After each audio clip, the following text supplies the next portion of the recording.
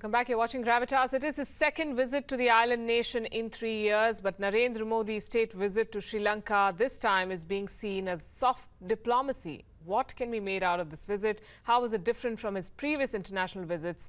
Here's a report.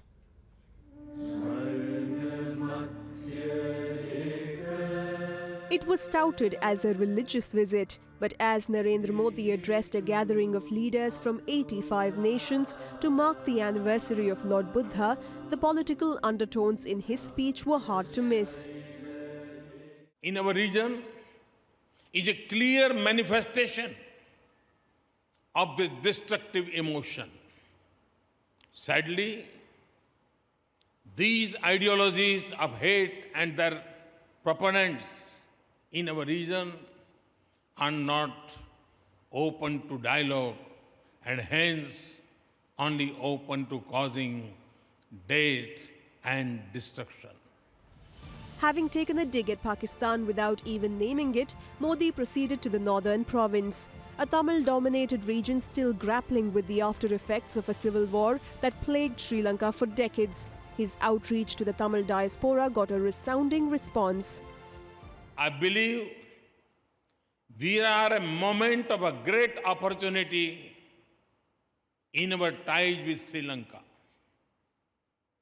An opportunity to achieve a quantum jump in our partnership across different fields. An appeal which found resonance in the local leadership too. We would expect, as a country which is close to India, to be in a position, if possible, to help us. We are now trying to bring about a federal constitution simply because we have been discriminated against, and that we should be able to live in dignity with each other.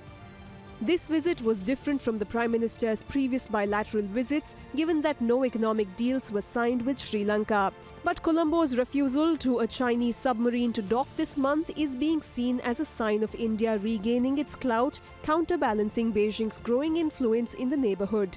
Bureau Report, WION.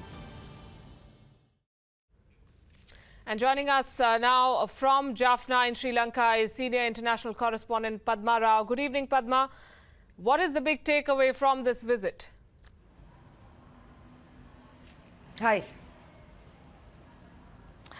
Well, there are several big takeaways, Palki. First of all, there has been an acknowledgement of the majority religion of Sri Lanka, which is Buddhism, which is for the first time in my knowing Sri Lanka and covering Sri Lanka for almost 30 years. The second thing is that that Prime Minister Modi and the Ministry of External Affairs have, in the meeting last night, which happened after dinner, seemed to have finally acknowledged that former President Mahinda Rajapaksa does play a role, whether India likes it or not. So there was a late night meeting, details of which are yet to emerge. I think that is a positive sign and a very pragmatic sign. And the third thing is that the Indian origin Tamils, that there is a bigger thrust on them. This again, to my knowledge, at least in the recent years, has been, it has come and gone occasionally, but there hasn't been this kind of gleaming hospital ever presented to them. People have come and made, paid lip service to them. But this has been a big deal. The fourth thing is that overall, I would say there has been what we at WION like to call an orbital shift, which is to be very welcomed in MEA policy led by the Prime Minister towards Sri Lanka. And also the viewing of the Indian origin diaspora for the first time as diaspora. Perhaps I got it wrong, perhaps it was just the media who viewed it as such, because I was on the road and traveling for most of the last day. But I think to look at them as diaspora as opposed to Indian origin Tamils or upcountry Tamils as something remote and unconnected to India. So to link them to India is something new, and I welcome all these signs, and I am excited about this pragmatic new India-Sri Lanka policy. Right, you've been reporting from Jaffna, you've spoken to political leaders and locals. What sort of a role do they see for India in this region?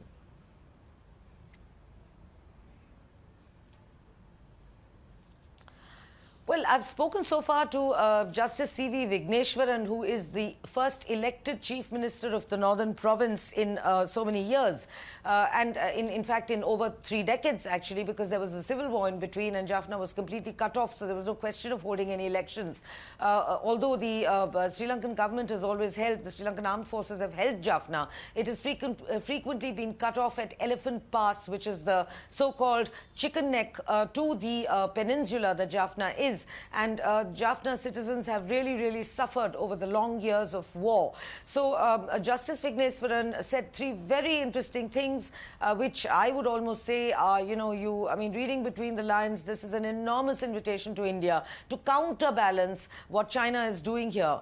Justice Vigneshwaran has said there is the Santurai harbour, which is at a very crucial location on the northeastern side of Jaffna, the Jaffna Peninsula, to actually invite India to come and develop that. Now remember, the China-developed Hambantota in southeastern Sri Lanka is also going ahead with the port city in Colombo and has huge stakes in Colombo harbour itself. So that is a huge invitation. Then he has also spoken of Mullaitivu, which is on the northeastern coast of Sri Lanka. It's a fishing village which once supplied 1/3 of the total fish requirements for the entire island of Sri Lanka. So, this has been lying neglected and completely devastated and destroyed during the 30 years of civil war. So Justice Vigneshwaran very casually mentioned that that is an area where India could help put Mullaitivu back on the fishing map, so to speak. And he's also spoken of something extremely exciting, which is Palali Airport. Now, Palali is actually a military airfield. It always has been through the long years of war. But there is it's at a superb location very close to the Santurai harbour and could play a very vital role. So if it were to be developed as a commercial airport in tandem with the Sri Lankan government, of course, then, and if India could play ball on all these 3 counts, which are practically an invitation from Justice Vigneshwaran, who is the Chief Minister of the Northern Province, then I think, we might have almost, we would have made major headway, India would have made major headway in countering the China game. And Colombo has also, as you've mentioned, refused permission to a Chinese submarine to dock, and much is being made of that here in India. How does the local press in Sri Lanka see this?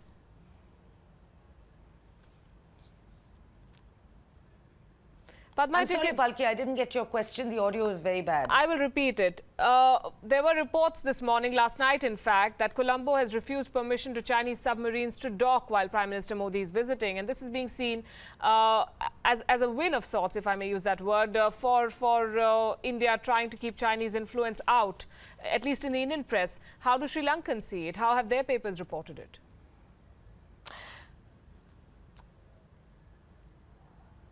Okay, I caught the words submarines, China and Colombo port, and that Colombo has reportedly refused permission for them to dock. Well, I would rather take the Prime Minister's word for it, the Prime Minister of Sri Lanka, Ranil Wickremesinghe, who told me very clearly in his very exclusive interview to WION for our Global Leadership series just last month, when I did ask him this question, he said that, the Chinese are an old friend and are old friends, and the Chinese ships have been coming and going. The Chinese have been coming and visiting us for, since ancient times, practically since the original years of the Silk Route. So, and that will continue to happen. There was absolutely no, assurance that they will not visit. At least a month ago, when I spoke to Prime Minister Ranil Wickremesinghe. So, unless there has been some new development overnight, which I don't quite believe, because frankly speaking, it is of course Sri Lanka's sovereign right to allow any country to do anything that they want here. Having said that, India has very valid and legitimate concerns because, China's motives may not just be entirely philanthropic in the region. Obviously, there is the One Belt, One Road initiative also cutting through Sri Lanka, and Sri Lanka is a part of it. In fact, Prime Minister Wickremesinghe is leaving on the 15th of May. He's going to be in China. He's going to sign a raft of MOUs and during the One Belt, One Road summit that is being held there. So I don't quite, buy that, nothing, there's there's going to be no Chinese submarine or no Chinese ship ever passing through Colombo. And frankly, that is not what India, I'm sure that is not what Prime Minister Modi, has insisted upon. I think what may have happened behind the scenes over the last 2 days is that India may have quietly insisted over the dinner that they had yesterday and during the celebrations, perhaps as an aside over tea, that Sri Lanka at least adheres and sticks to a memorandum of understanding signed with India by the Prime Minister of Sri Lanka just a month ago or 2 months ago. And I think that is what which foresees a raft of initiatives and a raft of projects where India will be involved, including the oil tank lease in Trincomalee and power plants and such like. So I really think, I would take that with since you said reports, I'm taking that with a pinch of salt. Understandably. Padma Rao, thanks very much for joining us. Appreciate you joining us here from Jaffna this evening on Gravitas, reporting from the ground in Sri Lanka on the Prime Ministerial visit. We're going to take a break. When we come back, we'll talk about the Modi-Sharif links. Is this really back-channel diplomacy? Who authorized it? Is he Delhi's man or just Sharif's business friend?